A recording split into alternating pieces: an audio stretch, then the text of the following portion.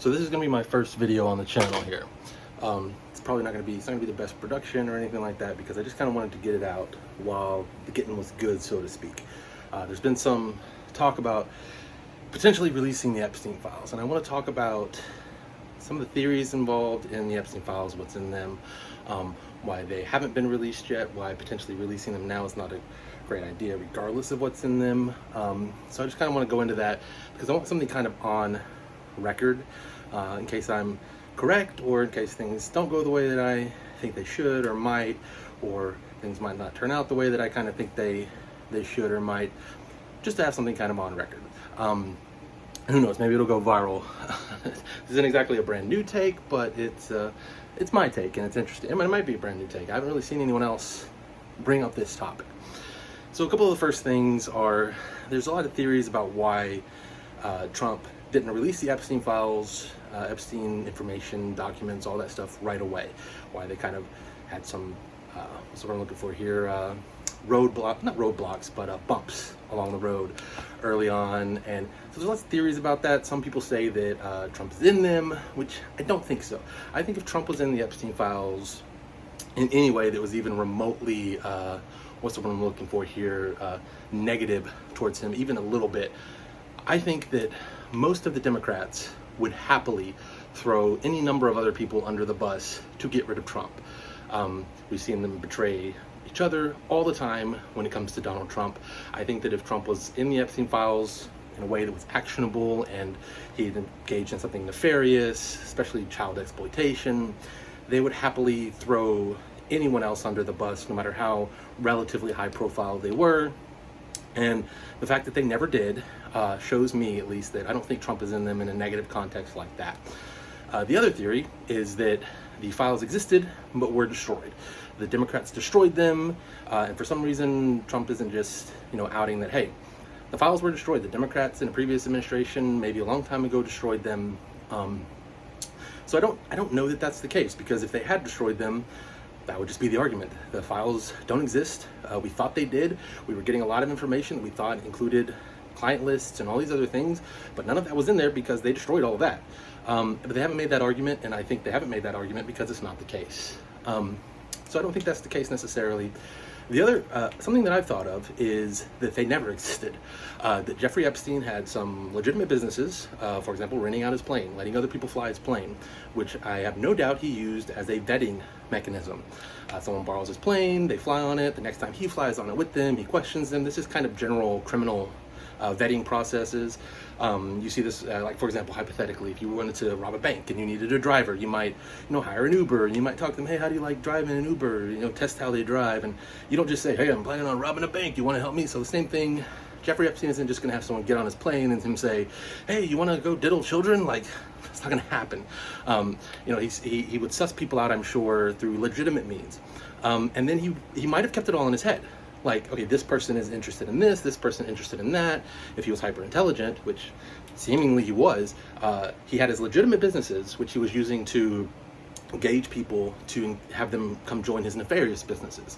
There was a movie, I think it had Denzel Washington in it, where he was a gangster and he's getting into gangster stuff, and he's kind of being trained by this more established gangster. And there's a scene where he begins to take notes on a guy who's making a bet or something, because they were doing illegal gambling, I think. I forget some of the specifics of the movie, but in the movie, the older gangster is like, stop taking notes, stop writing it down. If you write it down, there's a paper trail and a record. You need to remember it.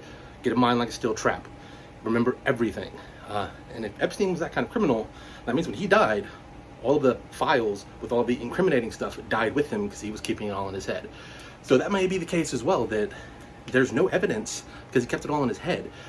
He just remembered that, X person over here liked this type of, young lady, and X guy over here liked this type of young boy or whatever. So he may have been keeping it all in his head, and he just knew it. And so when he died, it was gone. And he may have killed himself, he may not have. That's a video for a separate time. Because he was still wealthy, he could have easily paid off guards or paid someone else to come do it. But he also could have been killed because of what he knew. So again, video for another time on whether I think he killed himself or not. But this is about the files, about the records. So they may never have existed. He could have kept them in his head. They may have been destroyed by the Democrats. But I think if it was either of those, Trump and his cohorts and his followers, his employees, would have released that, or at least alluded to that up to this point. But why haven't they done anything yet, despite the promise? I think it's because of this. If you can read it, it says goldfish brain. People have goldfish brain. So what that means is that if they released the files earlier this year, we would already have moved on. Charlie Kirk's assassination especially would have been like, no one would care. If they had released everything on the Epstein files, and it had even resulted in arrests of high-profile people, everyone would have forgotten because we have goldfish brain. People would forget. So what that means is that next year, in the midterms, you'd have two results. People who were happy about the Epstein file releases, they're already goldfish brain forgotten. They don't care anymore. They're going to worry about the economy, they're going to worry about other things, and they might not come out and vote. What else? People it was actionable against, potentially sitting politicians running for office, who might be running for office next year, well, they're already gone. And so what that means is, hypothetically, the Democrats could say, we purged our party of all those PDFs out there. We were a better party than we were when Trump released those. We had no idea that Epstein was involved in all of these sitting politicians and politicians running for office, and we got rid of all of them. And so the Democrats are a new party. And so next year in the midterms, the Democrats have a huge boost because they're running, so-and-so who has no ties to Epstein because they're brand new to the scene. But what happens if it's an October surprise in the midterms? You hold out for a year. I'm releasing these files.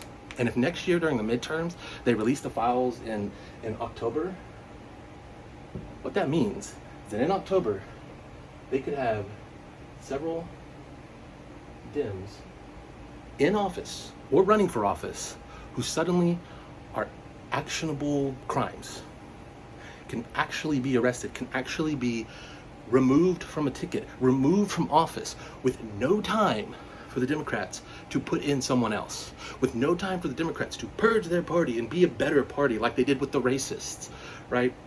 There's a whole thing about, we can get into, about the party switches and the fact that the Democrats founded the KKK, that I wish I loved anything as much as Democrats love slaves. They fought the first Civil War over slavery, they lost. They're getting ready to fight a second Civil War over slavery. Again, let's not lose track of that. The Democrats love slavery, but they're very good at pretending that they don't, at hiding it, at purging their party of the problematic people. And so if they release the Epstein files now, the Democrats can just X out all the bad guys and say, we're good guys now. We're the good guys again. We got rid of all those bad PDF files that we're working with Jeffrey Epstein and all these things. But if they release it next year, not necessarily in October, they could do it in before October, but if they release it next year, there's going to be no time for that. And it might affect Republicans too. Let's not lose sight of that the Republicans are not squeaky clean in all this, I bet. I'm sure there are some Republicans who are on that Epstein list that were engaged in all that stuff too. But I don't think there were Trump Republicans. They're going to be those rhinos. They're going to be those never Trumpers. They're going to be those types of guys. And in October, if that comes out, that's those guys too. They're going to be ousted from the party too. So by releasing this as an October surprise, which that's the expression, it can happen during the summer, right? The October surprise. It means that the Dems aren't going to win. But if we release it now, that means there's a whole year for the Democrats to purge their party, for the Democrats to clear the air, for the Democrats to fix their image, all of those things that they're going to want to do. But if we release it next year, if Trump releases it, and I think that's why he's holding off. I think that's why they've released a few things earlier this year, but nothing really substantial. Also, and because here's the thing, if they release it next year, the people who want it released are still going to be happy. The people who aren't going to trust anything that's released aren't going to trust it either way. Because there are people who, if they released everything today, even if some high-profile people got arrested, got ousted, all of those things, you're still going to have some people who say things like, well, they didn't get, this person over here. I'm trying to not say names because I don't want to end up on any other kind of lists that, where I'm not suicidal, if you get my meaning there. That because they didn't get X person over there, they clearly are still holding out on things. Because they redacted this name over here, they're clearly still holding out on things, even though they may have redacted a name of a victim, right? So by waiting till next year, because the answer is easy. It took us a year to get people in position to arrest these people. It took us a year to identify the victims and get them safe. It took us a year to get things in position. So that when we released it, we could take action right away. That's the easy argument for the Trump people. that we took a year and we wanted people to stop talking about it so that we could set up, so that we could prepare, so that we could arrest everyone as soon as we dropped the list. As soon as we dropped the files, we wanted to be able to arrest people right then, like the same day. Like, we sent the files to CNN and we went to this person's house and arrested them at the same time, you know? I think that's what the Trump administration is going to argue if they get the opportunity to do this the way they want to. And here's the thing, if they don't do it by next year, October, if it's not an October surprise, man, I will be with everyone else saying, why are you hiding the list? Why aren't you just releasing it or just telling us the truth in any capacity? But I think it's because they're being smart. Trump is smart. Trump is a business guy. Trump knows what he's doing. Trump is smarter than a lot of people give him credit for. Right? You don't get to be a successful businessman, especially with multiple bankruptcies and all those things, owning, you know, multiple properties, all that. You don't get to be all that if you're retarded, all right, for lack of a better term. So he's a smart guy. And I think that this is the plan. Now, October surprise, because people have goldfish brain. And if they do it now, the Dems can claim, oh, we purged all these people from our party. We're not the bad guys anymore. We got to get rid of that. That's not an opportunity that they're going to have if we release it in October. If Trump releases it in October, right? So I think that's the case. I think that's the plan. I think we need to give Trump a year. Give him a year, at least. This idea that he had to come in and do everything immediately. Like you say, oh, releasing the Epstein files should be easy. You're not there. You don't know if it's easy or not. You don't know what's been destroyed. Even earlier this year, what were they saying? That there was officers in New York that were hiding files.